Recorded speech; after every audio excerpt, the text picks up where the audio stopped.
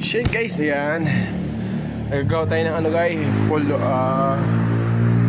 out drawer guys, mga cabinet natin sa guys. Sukat natin yung pull out basket sa pag-install nitong plywood para masukatan din natin yung likod para hindi maluwag, hindi masikip. Ayan. So yun guys, yung pull out basket natin, sinukat na natin sa gilid-gilid. Ayan. So nakadikit na yung gilid niya kabila. Ito yung kabila niya rin. Nakadikit na din yung kabilang gilid niya. So ayan. So kakating tayo ng plywood para dun sa likod, para tuwid na guys. Ayan, para may pagkakapitan dun sa likod. So yan ang ating pull out basket guys, Yan. Cabinet natin sa mga lababo. Dito yung isa sa kabila. Ayan, meron na. So, ni-repair na lang natin guys kasi hindi fix dito sa cabinet na ginawa. Ayan, ito tingnan mo may awang. Ayan, so tatakpan na natin mamaya yan guys, na papalitan natin mamaya. Ayun. Para lang magkasya yung pull out basket natin. Ayun. Okay na guys, nakabit na natin yung dalawa dito sa kabilang side. Dito tatapalan natin yan sa outing. Ayon sa sinasabi mo niya, tatapalan natin kasi yun, hindi magagasukat kasi yung pull out basket niya. Ayan, nakakabit na yung dalawa. Ito isa, tatlo na. Tapos itong isa, simbolin pa natin. Ayan.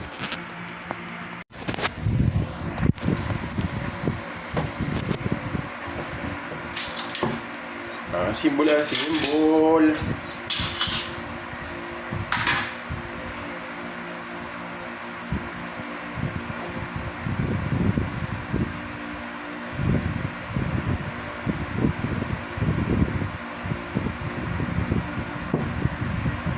Ganito siya guys, ganito. Yan, ganito.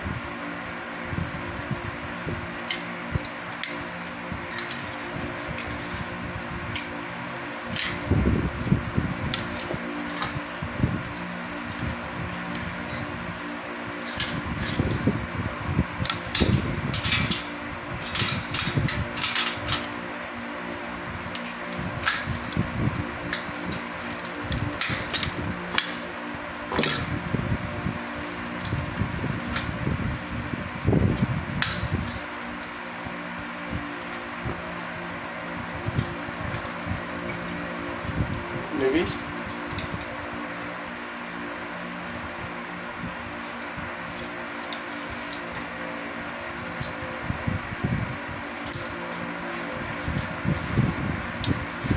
Pull out basket yan. Simbolin na natin ito guys. So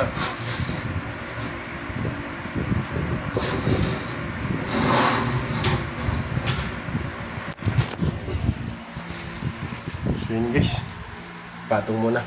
Simbol natin ito.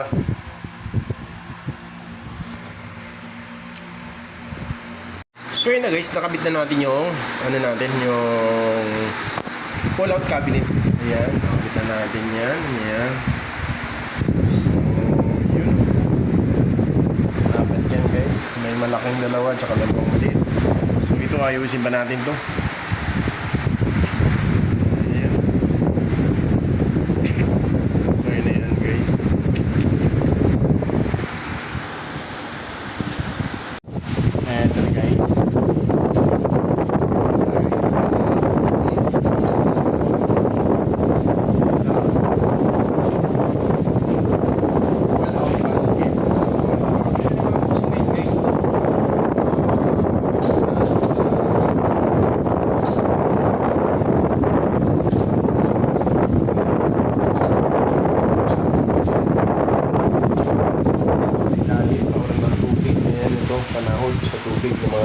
dulo. Ayan. So, natatanggal-tanggal na yan guys, nakapatong na yun.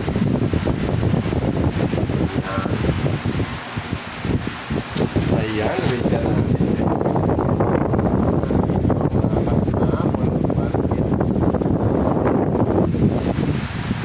Guys, na gumagawa ng mga kabinet sa mga bahay, sa mga ilalim ng lababo. So, ganito din gagawin nyo guys. Pull-out basket na po gagamitin nyo. Kung hindi ka bumili sa Shopee, Lazada, marami na po yan dyan.